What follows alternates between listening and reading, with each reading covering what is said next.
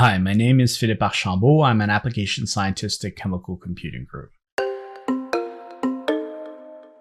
Today I'll be showing you the protein builder. The protein builder can be accessed under the protein menu in the main Mo window. In this example, I'll show you how to build a short peptide. The protein builder can be used to build or mutate protein residues, including non-natural amino acids. I could type or paste a sequence, or select the first amino acid from a sequence to start building a new peptide. The middle section, I could interactively control geometry while building by automatically repacking side chains, choosing different backbone geometries such as helix or strands. And the bottom section allows for exploring alternate rotamer state. With nothing loaded in the main Mo window, the builder is prompting me to build a new molecule. Today, I'll be building an 8 residue alpha helical peptide, and I'll start by selecting the first amino acid, alanine. I have the option to add a name and a tag for this chain, but I'll leave it blank in this example. Now I have a peptide consisting of just one residue in the main window.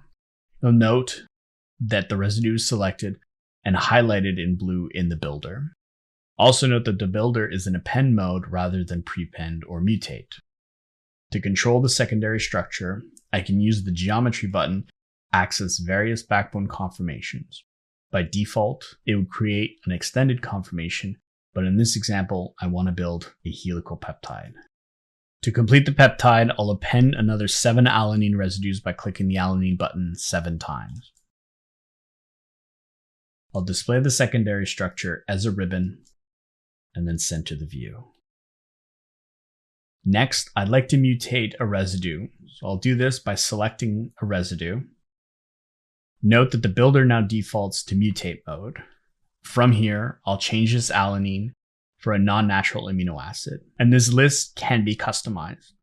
I'll select S-oxymethionine.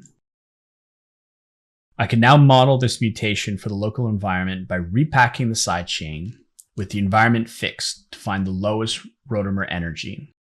I'll then minimize the selected side chains only to minimize the mutation site with the side chain free to move and the environment restrained.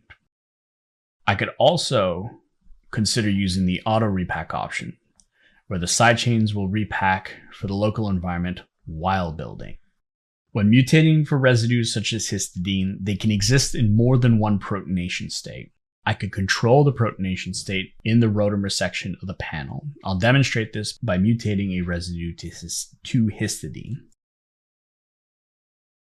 When I click the One Target button, I can select the protonation states that I'm interested to explore. You can see here the epsilon as well as delta protonation in histidine. To inspect the associated rotamers, I could use the up and down arrows to cycle through the rotamers. When I found one that I would like to explore further, I can press Keep to retain the rotamer and protonation state. I can also prepend or append a residue.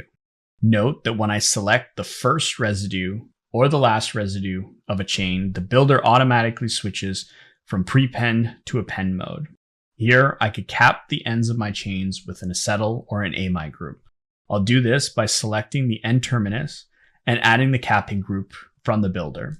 I'll then repeat the process for the C terminus. That brings us to the end of today's session, where we use the protein builder to build and mutate protein residues, including non-natural amino acids. We saw how to control protein geometry in terms of backbone geometry, auto repacking of side chains, as well as exploring rotamers. Although not covered in today's session, the protein builder can be used to design disulfide bridges, split and join chains, as well as build post-translational modifications. If you have any questions, please do reach out to support@chemcom.com.